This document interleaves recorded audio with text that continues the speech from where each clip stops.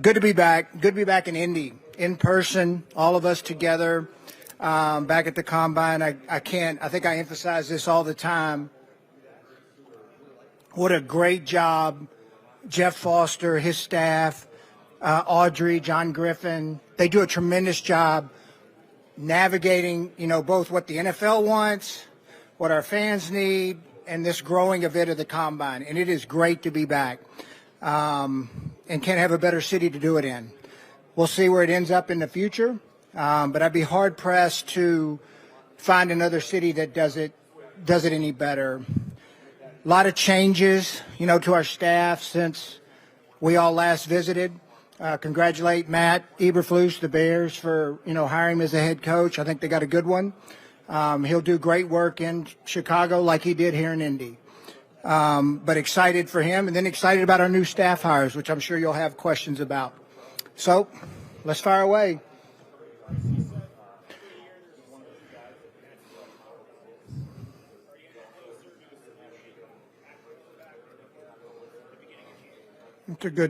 That's fair.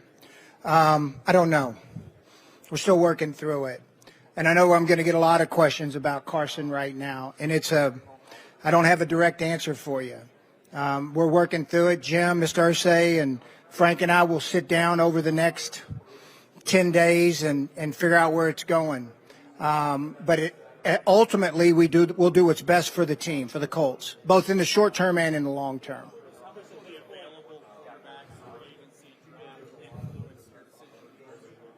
I don't know if it will.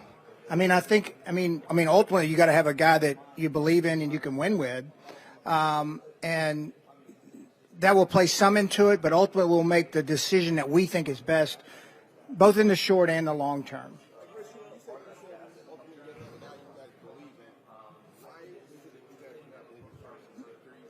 Ooh, that's a loaded one. Hold on now. Dang Wells coming off the top rope with a loaded question.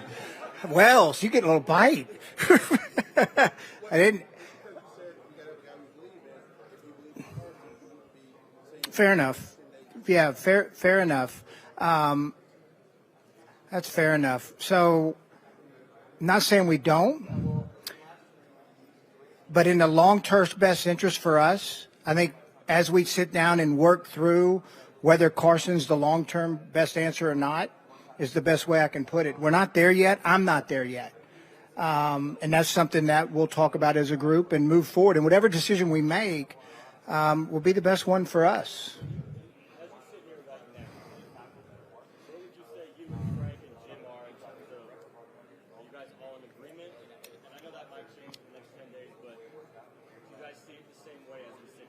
It's good discussion. There's good discussion going on. And I think if you're all agreeing, I think that's one of the misnomers that, you can have a good relationship and disagree.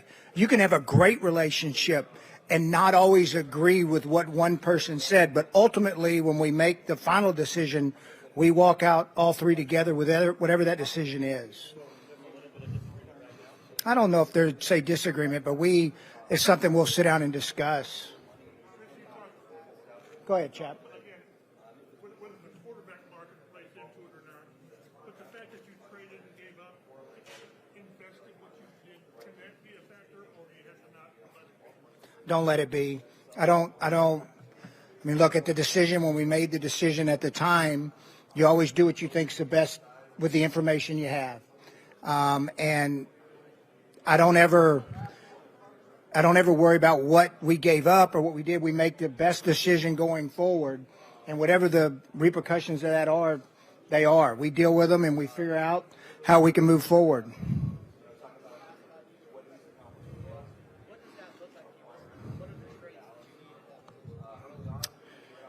Well, I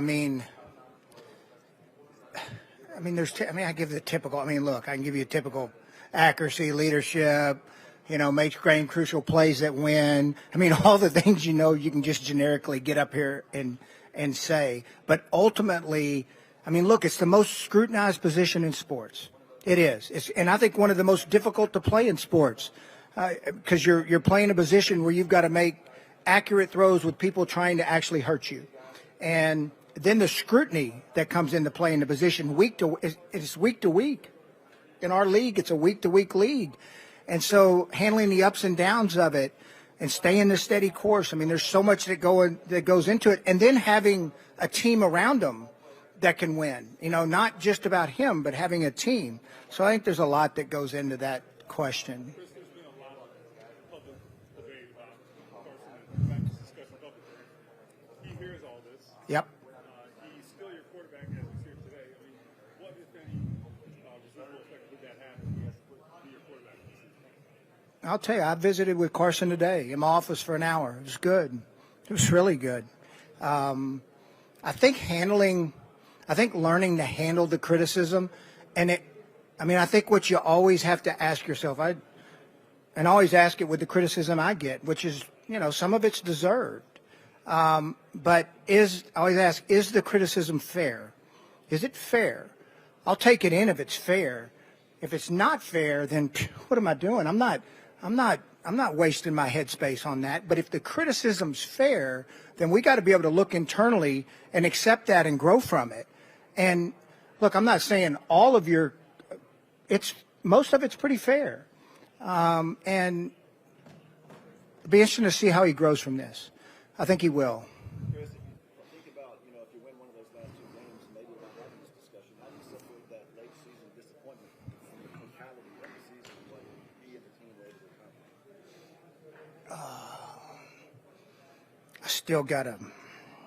It still bothers me. But we lost to Baltimore in overtime, a game I thought we should have finished. We lost to Tennessee in overtime. We fumbled twice inside the one versus the Rams. I know our pass rush needs to be better, but Tampa ran the ball right down our throat to win the game. So there was more than just those last two games that signified the end of our season. I know it all ended in a way we didn't like. And we've closed out those situations in the past. In 18, we had to beat Tennessee to get in. We did it. In 20, we had to beat Jacksonville to get in, and we did it. And this year we failed to do it with two opportunities to do it. But, just to look at the two last games and say, well, those are the only two we blew. No, we had other opportunities during the season to get wins that we just didn't get it done. Chris, you've been very consistent in your approach the last 5 years. Build from the inside out. When you're swinging free agency, it's calculated. You haven't done a lot splash-wise with receivers.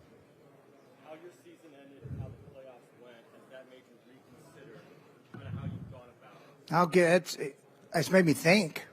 It definitely made me think. And I mean, Bowen, every time I freaking read or listen to Bowen, it's like a constant freaking barrage of wideouts. Look, you want as many playmakers as you can get. Okay, I guess that'd be the best way to summarize it, which I think we've got three really good ones in Jonathan Taylor, who I think's elite, Pittman, who I think's really good, and then Naheem Hines, who we've got to get involved more. And when he's involved more, we usually do really well offensively. But we need to add some more weapons. But that will never, like, you ever have a hard time, like at my core, you got to be able to block people. I mean, you have to. And I think one of the number one things for the quarterback to feel comfortable is he's got to feel protected. What do you think the market is for trading with top picks in general? I mean, you traded for number 3 in 2018. What are the factors that lead into a trade like that? Do you think there are still those picks present this year, and how you would look at it? You got to frame that question better for me. What do you see the market for trading in the top 5 in this draft in comparison to others? I'm asking because you've traded for that pick in the past. Yeah, I figure you're probably not with us, so I don't know. I mean, you need a little luck. You need somebody to covet a player up high.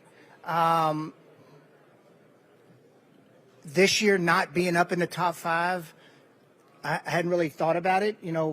We had a little bit of luck and circumstances reach into it when we were able to do it. It was a really heavy quarterback draft where people were reaching up to get them. And so those circumstances worked out for us. This year, I don't know. You guys lost with the team like Zach Pascal, those guys are where are we on those guys as far as the receivers who are outside of Pittman? Are there any young names like Patton or Pat, these guys for the preseason you might notice? Yeah, they need to take another. Those are good questions because all right, let's address Ty. So I had a good talk with Ty after the season. As of a couple weeks ago, yes, he wanted to play again. We will talk again, and Ty can still play. Like I want to make that. I mean, I know everybody unfortunately got hurt, for half the season, but Ty can still play. One, because he's about as smart as any player I've ever been around. I mean, like he just understands how to play the game. Even though his skill set might not quite be the same as it was 3 or 4 years ago, his instincts and his level of competence in terms of understanding what's happening, he knows how to play. Zach Pascal was a really good player for us. And that was I remember when we claimed him, he was heavy. He was about 218 pounds. We got his weight down. He scratched and clawed to make the team. Didn't quite have the season that I think he wanted to have, or even we wanted him to have, but he was a great teammate. He played his role and did played his role to the best he could this year. And then when we get into the other wideouts with Patman and Michael, we think they got upside, but they got to prove it. Like any other unknown player, until it's proven, they got to prove it. But we do think they have a good skill set to ascend. And then, I don't want to forget about Paris either. I'm not quitting on Paris Campbell. Does it mean we're going to sit here and count on him to be our 2 or 3 right away? No, we will add competition to the position. But Paris Campbell's still a very talented guy, and I think we all, the unfortunate for the injury part of it, but the flashes have been really good with Paris. So hopefully we'll see it to come to fruition. I mean, the guy has worked and done everything he could do. He's just had some bad luck. Take a few more.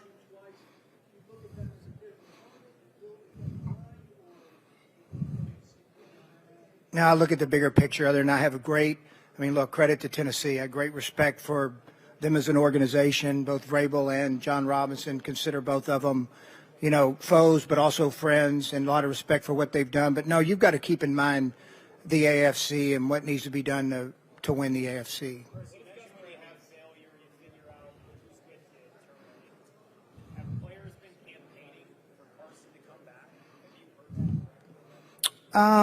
I think I've gotten viewpoints from a lot of different people, and I'm not going to get into our internal discussions about who wants who and, who wants who to be back. No, at the end of the day, we'll make Mr. Irsay and I will make the decision what we think is best for the organization.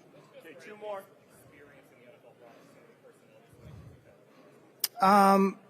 So Gus, we hadn't talked to anybody about our new hires, but Gus it's a very similar base system to what we were running with Matt. Same tree, a little different flavor, but still the emphasis on effort, speed, fundamentals, taking the ball away, all those things that, we've talked about in the past, we'll deal with Gus. And I think Gus will be a great addition. You'll like him.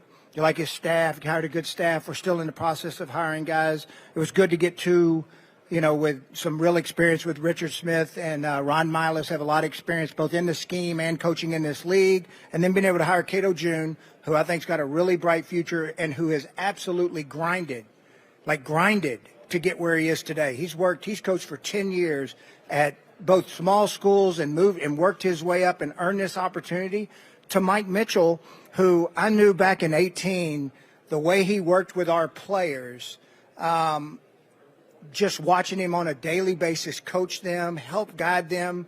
I think Mike Mitchell is going to be an outstanding addition to the staff. Last one. Just as you evaluate options, and would you see yourself making a trade, 2 straight years for one? And if so, are there players on this roster that are untouchable, or are you open to trading? I think I don't ever want to say anybody's ever untouchable. We have players that we think a lot of that are a big part of our future, but I don't know if anybody's untouchable. And then we'll do what we think is the best to win, both in the short and the long term. Not yet. Had some good talks with him, though. Okay, thanks, guys. Thank y'all.